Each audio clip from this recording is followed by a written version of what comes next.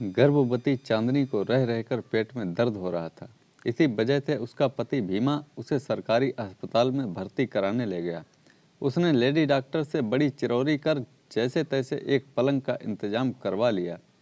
Nurse के हाथ पर 10 का नोट रखकर उसने उसे खुश करने का वचन भी दे दिया ताकि बच्चा पैदा होने के समय वह चांदनी की ठीक से देखभाल करे।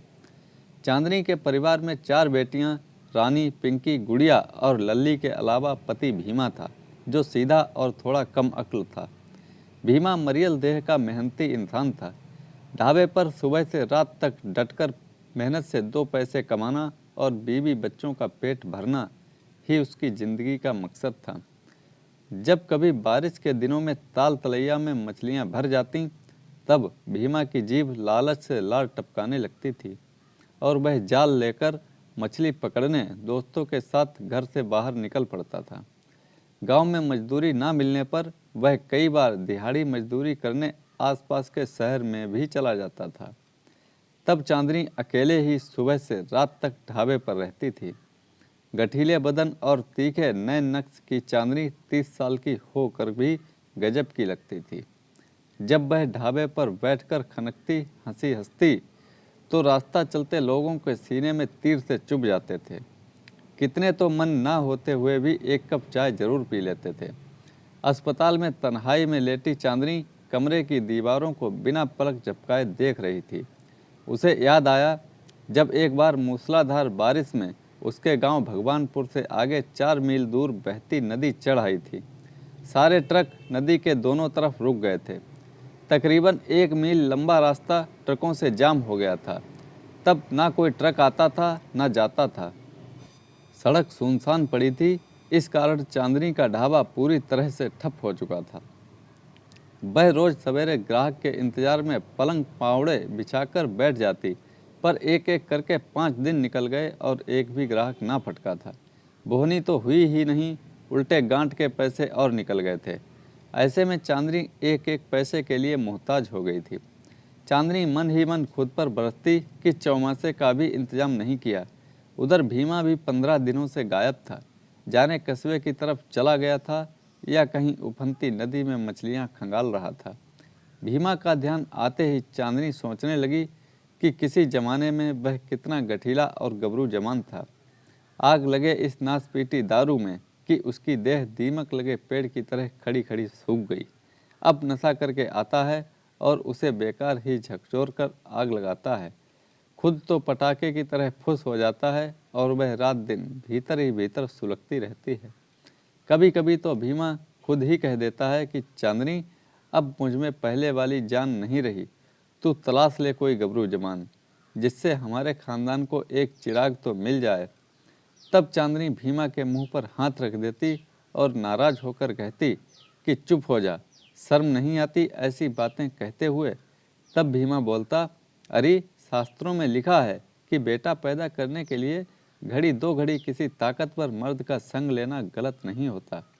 कितनों ने ही किया है, पंडित से पूछ लेना। चांदनी अपने घुटनों में सिर देकर चुप रह जाती थी।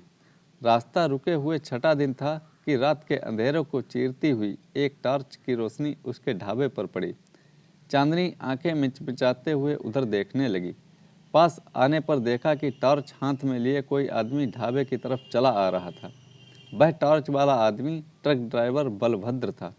बलभद्र आकर ढाबे के बाहर बिछी चारपाई पर बैठ गया। बरसात अभी रुकी थी और आबो हवा में कुछ उमस थी। बलभद्र ने बेझिझक अपनी कमीज उतारकर एक तरफ फेंक दी। वह एक गठीले बदन का मर्द था। टॉर्च की रोशनी में उसका गोरा बदन चमक छोड़ रहा था। बेचैनी और उम्मीद में डूबती चांदनी बड़े गौर से उसे ताक रही थी। थकान और गर्मी से जब बलभद्र को कुछ छुटकारा मिला, तब उसका ध्यान चांदनी की ओर गया। वह आवाज़ लगाकर बोला, क्या भाई, कुछ रोटी वगैरह मिलेगी? हाँ, चांदनी बोली। तो लगा दे फ्राई और रोटी। चांदनी में जैसे बिजली सी चमकी। उसने भट्टी पर फटाफट दाल फ्राई कर दी और कुछ ही देर में वह गर्म तवे पर मोटी मोटी रोटियां पलट रही थी। चारपाई पर पटरा लगाकर चांदनी ने खाना लगा दिया। खाना खाते समय बलभद्र कह रहा था, 5 दिनों से भूख से बेहाल हो गया। जाने चांदनी के हाथों का स्वाद था या बलभद्र की पुरानी भूख, उसे ढाबे का खाना अच्छा लगा वह 14 रोटी खा गया।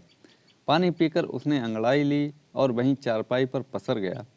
बर्तन उठाती चांदनी को जेब से निकालकर उसने 100 रुपये का एक नोट दिया और बोला, पूरा पैसा रख ले भाई। चांदनी को जैसे पैर में पंख लग गए थे। उसे बलभद्र की बातों पर यकीन नहीं हो रहा था। बर्तन नाली पर रखकर चांदनी फिर भट्टी के पास आ बैठी। बलभद्र लेटे लेटे ही गुनगुना रहा था। गीत गुनगुनाने के बाद बलभद्र बोला, भाई आज यहाँ रुकने की इच्छा है। आधी रात को कहाँ ट्रक के पास जाऊँगा, क्लीनर ही गाड़ी की रखवाली कर लेगा। क्यों भाई, तुम्हें कोई ऐतराज़ तो नहीं?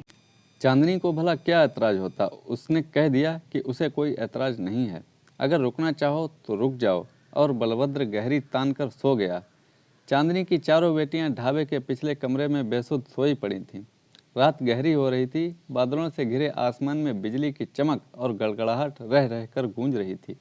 तब रात के 12 बजे होंगे। किसी और ग्राहक के आने की उम्मीद छोड़कर चांदनी वहां से हटी। देखा तो बलभद्र धनुष बना गुड़ी मुड़ी हुआ चारपाई पर पड़ा था। चांदनी भीतर गई और एक कंबल उठा लाई। बलभद्र को कंबल डालते समय चांदनी का हाथ उसके माथे से टकराया तो उसे लगा कि उसे तेज बुखार है। चांदनी ने अचानक अपनी हथेली बलभद्र के माथे पर रखी। वह टुकुर टुकुर उसे ही ताक रहा था। उन आंखों में चांदनी ने अपने लिए एक चाहत देखी। तभी अचानक तेज हवा चली और पेट्रोमैक्स भभक कर बुझ गया। हड़बड़ाकर उठती चांदनी का हाथ सकुचाते हुए बलभद्र ने थाम लिया। थोड़ी देर कसमसाने के बाद चांदनी अपने बदन में छा गए नशे से बेसुध होकर उसके ऊपर ढेर हो गई थी।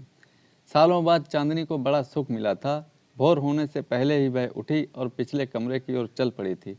उसने सोचा कि खुद भीमा ने ही तो उसे इसके लिए कहा था, और फिर इस काली गहरी अंधेरी रात में भला किसने देखा था।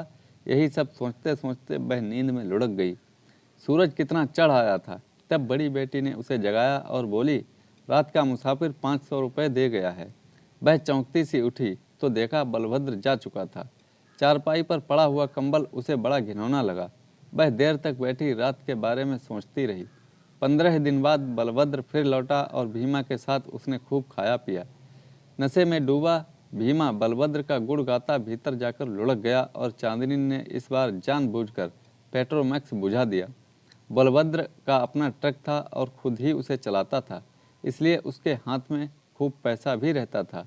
चांदनी का सांचे में ढला बदन और उसकी चुप रहने की आदत बहुत भाई थी उसे।